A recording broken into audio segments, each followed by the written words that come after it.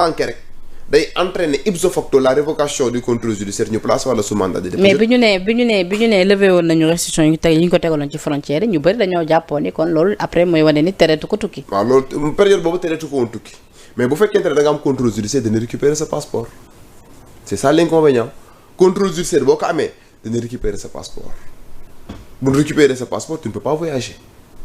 ñett yi kay moom obligation la ci contrôle judiciaire récupérer sa passeport interdire la nga wax ci fond dossier bi te saa bu la juge d'instruction soxlaa nga ñëw mu auditionné la.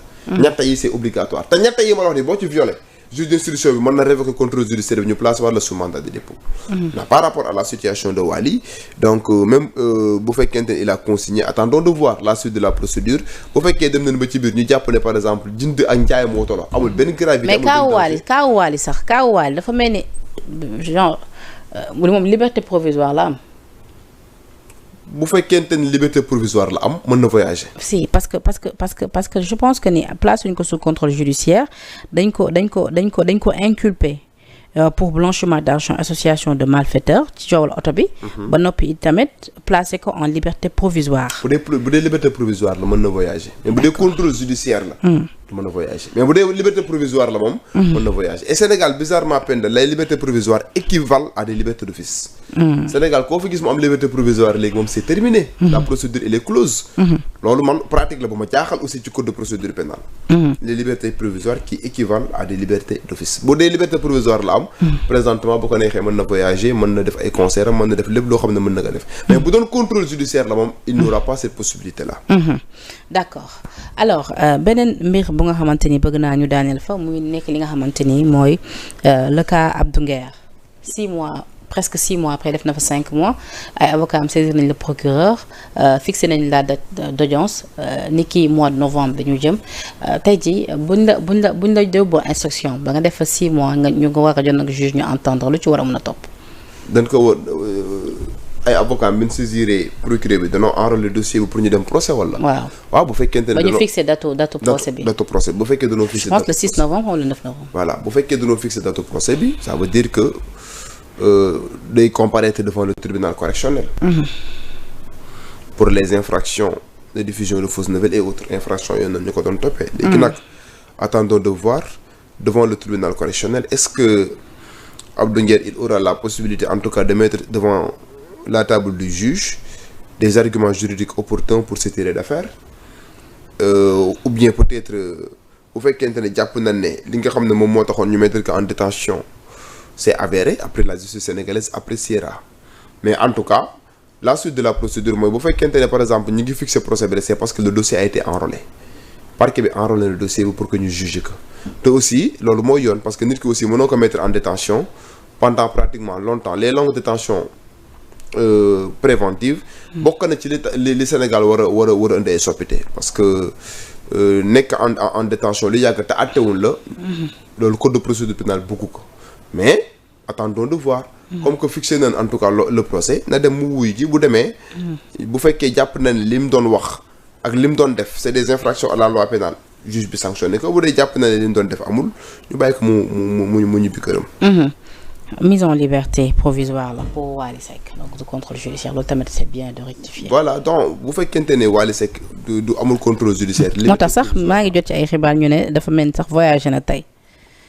waaw bu fekkee liberté provisoire la am moom dara empêché tout cas pour mu voyager. te liberté provisoire du libération sous astreinte. liberté provisoire de libération sous astreinte contrôle judiciaire moom mooy libération sous astreinte. bu dee liberté provisoire moom amul benn condition bu lay tegalaatal. mais bu dee contrôle judiciaire la moom c'est une sorte de libération sous astreinte. naan laan lii ak lii amatoo possibilité def ko lii ak lii amatoo possibilité def ko. mais bu fekkente ne le sieur Wally Seck a pu bénéficier d'une liberté provisoire. présentement lépp loo xam ne il est libre de ses mouvements. la seule chose qui reste mooy juge d'instruction bi wëyal instruction préparatoire bi pour xool ba xam en tout cas amul ay éléments yu bees. wala am na ay éléments à charge ou bien des éléments à décharge. et pourquoi cautionnement ñu koy nangul ñenn ñi di ko bañal ñenn ñi. waaw parce que article 140 du code de procédure pénale dafa am ay dispositions yu visé yenn infraction yoo mën a yu possible nga cautionner mais am na infraction yoo xam ne possible nga cautionner et les infractions relatives certaines infractions qui sont relatives aux deniers publics loolu dañuy accorder un système de cautionnement loolu moo tax nag regard bi yenn citoyens am ci justice xaw a nekk un regard qui est légitime parce que système bi damuy fonctionner nii Penda góoma Sénégal borom doole dina fi yàgg kaso quoi oui article 140 du code de procédure pénale fa ñu réformer ko parce que ni mu continue nii le système de cautionnement là ça encourage la délinquance économique le système de cautionnement ça encourage la délinquance économique loolu ça ne dissuade pas et la justice pénale a une fonction dissuasive nit ki boo koy tere dala ci infraction nga ko ci topp c'est pour le dissuader pour bañ kaa defaat mais tey da ngay sàcc ay milliards investir ko mu jural la xaalis nga ñëw ñu ne la boo cautionné nga génn mais yow da ngay cautionné facilement. Daouda Mine dani kaaw Madiambal amoon na au départ une présomption d'innocence mais maintenant dafa am une présomption de culpabilité. présomption de culpabilité amul présomption d'innocence kese moo am en procédure pénale présomption de culpabilité amul. dégg nga lii. non présomption d'innocence kese moo am. ñu ngi tendance sant ci xam-xam. non c'est pas présomption d'innocence moo am mais présomption de culpabilité amul xam nga la mooy présomption de culpabilité. mooy njort na ne yaa def. est-ce que nit c'est-à-dire moom dañu il avait la présomption d'innocence maintenant il donne l'impression d'une présomption de culpabilité. il donne l'impression d'une présomption de culpabilité parce qu'il a fui. Voilà. Oui peut-être oui bu utiliser la notion de présomption de culpabilité c'est une notion boo xam ne c'est pas une notion processuelle xam nga man nag.